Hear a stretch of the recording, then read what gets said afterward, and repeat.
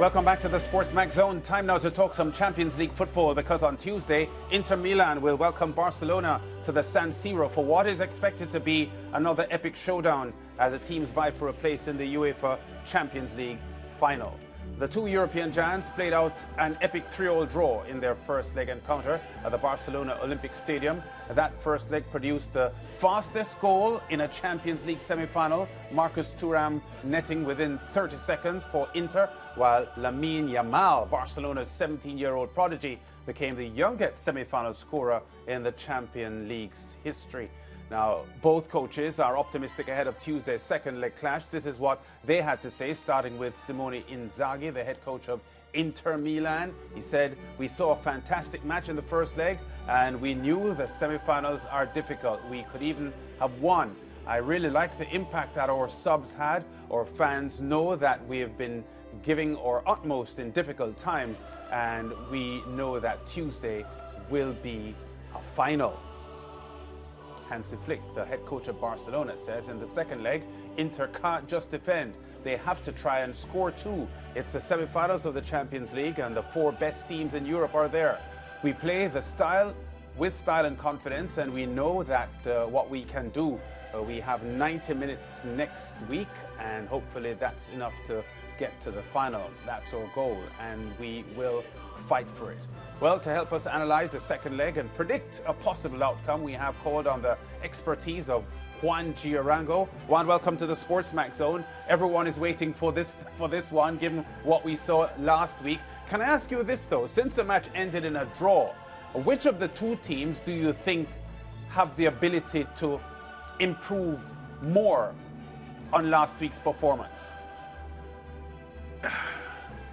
If you start analyzing it from the perspective of how offensively Barca can improve, well, Robert Lewandowski will probably be coming off the bench. That's what Hansi Flick said in the Matchday -1 press conference. If you look at it how tactically it can develop, well, you'd see Inter being more of the best answer when you have those multiple choice questions and they ask you which one is it. Well, it would be Inter in this case, because you do have a lot more players coming in. You don't have as many absences. I mean, Barca will be coming in without Jules Koundé. They will be coming in without Alejandro Balde. They're two fullbacks, of course, and then you see those options kind of limit themselves a little bit. So again, it's maybe sitting on the fence to an extent, but when you really look at it, it's more solidity when it comes to Inter at this stage. Now, the tactical disposition of each, we'll see when the ball gets kicked off. Yeah, you just mentioned that Lewandowski, who has been out with an injury prior. How tempted do you think Hansi Flick will be to get him involved in the game, and how soon maybe? He's very tempted to use him. The thing is that he's aware that this isn't the be-all and end-all for them. I mean, they do have a big match. I mean, the rumor is it's a big match this weekend against Real Madrid. So it's looking at it in the medium term, looking at it, well, I don't want to risk him today because I'm going to need him tomorrow. And when you start looking at it from that perspective, well, Lewandowski can come in the 60th minute. You have a much easier hook if whoever, Ferran Torres in this case, ends up not working out and you need someone else with a better presence out of the area. Well, Lewandowski is exactly that.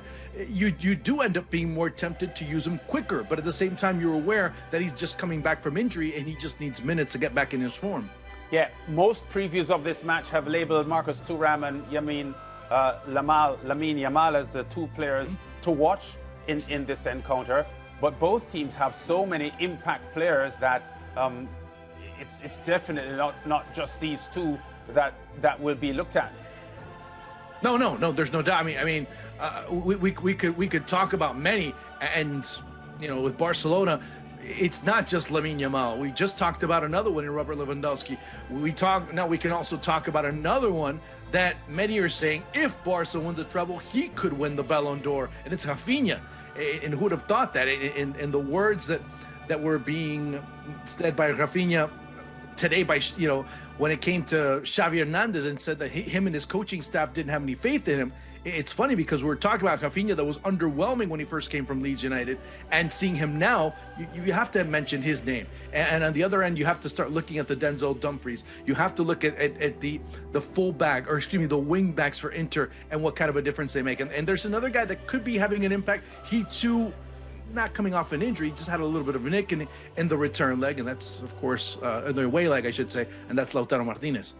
Yeah, Juan, let me put this question to you, because following the first leg where we had 6 goals, immediately after, one of the comments I heard, you're not going to get so many goals when you go to the San Siro, especially because Inter, at this stage of the game, know that if they get a draw and not concede so many goals, they are through to the final. How are you looking at it as we look ahead to this contest on Tuesday? Well, it's exactly what Hansi Flick said. Yeah, they can defend, but they too have, the onus is on them because they're the home team. I mean, playing at the Giuseppe Meazza ends up being a major key for them in terms of what they've been looking to do, although they have been a little frail in terms of when it comes to their recent form, especially in Serie A. We can't really just shove that aside. That's something that they also are very well aware of. A Barcelona team that can transition well. A Barcelona team that, if they're possessing well, they can end up causing a lot of problems for you. So it's not just sitting back and waiting and okay, fine, we end up getting one more than Barcelona and we're through. Well, it's easier said than done, because if there's one thing that we can talk about this Barca side, is that this season they played much better away from home in this type of match than they have at home, away from home, than they have at home. Yeah, and of course, you know, one of the issues for Barcelona will be their susceptibility to set plays, and we saw those shortcomings in the first leg as well. Is this something that they can address in time for tomorrow's encounter? I mean, if it hasn't been addressed before, it's very difficult to all of a sudden, with a month left in the season, to rectify it. Maybe they'll adjust it and try to see how they can tie up the Inter attackers. They'll see how Denzel Dumfries isn't as available as he was in the 2 goals that he scored. You could do that now to completely change a scheme and all of a sudden say that they're locked down defensively on set pieces. That's not going to happen. So that is where Inter, or the Achilles heel that Inter might look to exploit a little bit more, or exploit yet again in this return leg. But again, it comes down to what are Inter going to look to do against this Barcelona side, because we already seen Barcelona win at the Bernabeu. We've already seen Barcelona win against Atletico Madrid in or home and away. We've already seen them do those types of things away from home. And this team at least thrives in those types of situations. Yeah, Juan, what tactics would you suggest for Inter Milan going into tomorrow's second leg? I wouldn't change much. Maybe not dropping back into such a deep a defensive block first and foremost. Try and take more advantage of your transitions, which at some point they did. And the best example I can give you is that first goal that they scored in the first 30 seconds of the match in Barcelona, taking advantage of those types of situations, knowing that Barcelona, the way that they press so high, they could cause a lot of damage that way. And look to see if you can truly start using the wings as a good, not outlet, I guess that's the wrong word to say, but the way to create, because that's Inter's bread and butter. Yeah, and you know, Lance brought up the point earlier relating to Lamine Yamal, and you know, this kid is obviously special, and so many questions around whether he can be stopped. I'll put the question to you this way, Juan. Can he be contained by Inter for tomorrow's second leg? Can he? Yes. And I think that would be one of the changes that you'll start seeing. I don't think you'll see DiMarco getting the start. I mean, that's just my own sense of what could happen. DiMarco wasn't really a good option to have in that back line for Inter because he didn't match up well against Lamine Yamal. You might have a player that's a bit more aggressive. You need to also, and I should have mentioned it earlier too, if you're able to win those battles in the middle, Lamine Yamal gets passes limited to him. How do you limit touches when you start looking at that type of player? You're maybe not going to neutralize, or you're not going to be a player that ends up maybe being as effective if you don't get as many touches.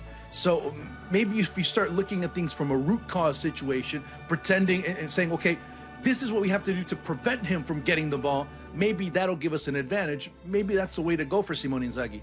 Yeah, one of the things that we have learned, or sport has taught us, Juan, is that self-belief and confidence go a long way into getting results in whatever challenge faces you on the sporting field. And while Barcelona have been favourites to win the UEFA Champions League for a couple of months now, I believe that Inter Milan's performances recently, not domestically, but in this where it counts, would have given them the kind of self-belief to, first of all, not fear Barcelona and believe that they can topple the Spanish giants. Yeah, I agree with that. I mean, they've already faced some stiff competition to get here. I mean, they faced Bayern and they did pretty good work out of them. And I mean, so far in this tournament, they've been one of the more consistent sides.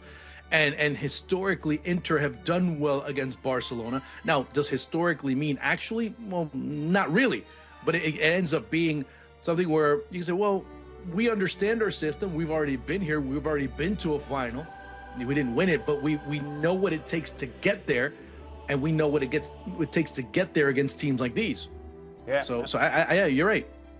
I'm going to ask you, though, to put your prediction guru status on the line, because you've got to call this one for us, Juan. Well, I was right on the last prediction saying that Barca were going to score 3. So I would have to say 1-0, 2-1 to Barca. Ooh, 1-0 or 2-1 to Barca. Yeah.